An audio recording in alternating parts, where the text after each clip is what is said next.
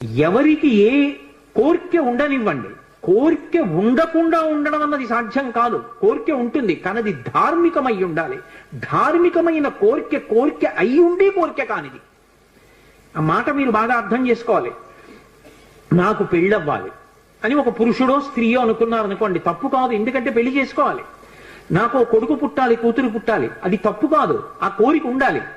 నేను ఒకళ్ళ దగ్గర చెయ్యి చాపకుండా అన్నం తినాలి, తప్పు కాదు, అన్నం తినాలి. అలాగే నేను అనాయాసంగా శరీరం విడిచిపెట్టేయాలి, తప్పు కాదు, ఆ కోరిక ఉండాలి మనిషికి. ఏ కోరికలు ఉండి తీరాలో అవి పండితే నువ్వు పండుతావో అటువంటి కోరిక కోరి కూడా కోరని వాడే అవుతాడు. అటువంటి కోరికలు ఉండాలి. ఆ కోరిక తీరకపోతే లోకంలో చాలా సులువైనటువంటి మార్గాన్ని పరాశర సంహిత చెప్పింది. పరాశర మహర్షి నిన్న మీతో మనవి చేసి ఉన్నాను. హనుమకి సంబంధించినటువంటి ఉపాసన రహస్యములనన్నిటినీ క్రోడీకరించి మనకి సంహితా రూపంలో ఇచ్చారు. అందులో చెప్పారు శ్లోక రూప మంత్రం. అది మంత్రం అయితే మళ్ళీ అందరూ చెప్పడానికి సావకాశం కలగచ్చు, కలగకపోవచ్చు, ఎందుకంటే స్వరభేదం ఉంటుంది. కానీ అది శ్లోక రూప మంత్రం. అందుకే తప్పు చెప్పకుండా చెప్తే చాలు.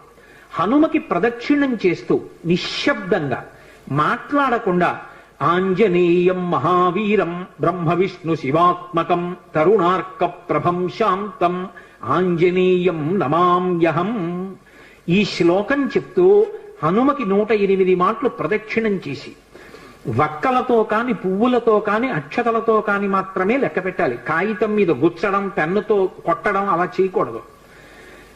వక్కలు 108 ఓ డబ్బాలో పట్టుకెళ్ళి, ఖాళీ డబ్బా పట్టుకెళ్ళి ఈ ఒక ప్రదక్షిణం చేసినప్పుడు మళ్ళీ స్వామి దగ్గరికి రాగానే నిలబడి ఈ శ్లోకం చెప్పడం.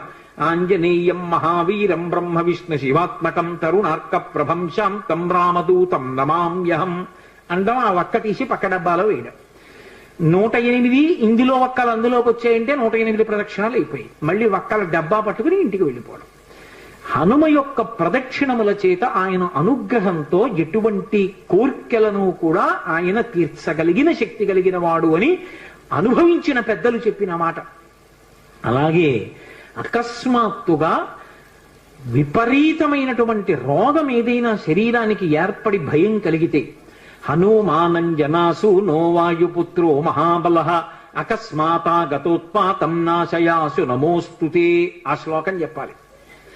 అకస్మాత్తుగా రోగం వచ్చింది, స్వామి నన్ను కాపాడండి, ఈ శ్లోకం చెప్పి ఆయనకి ప్రదక్షిణాలు చెయ్యాలి.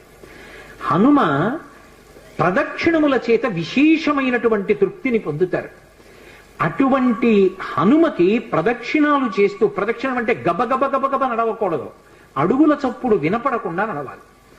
అలా నడుస్తూ ప్రదక్షిణం చేసి ఈ 2 శ్లోకాల్ని అవసరాన్ని పట్టి అనుసంధానం చేయడం నేర్చుకుంటే ఆయన అనుగ్రహంతో రోగాన్ని నివారణ చెయ్యగలిగిన వైద్యుడు దొరుకుతాడు అని దాని అర్థం.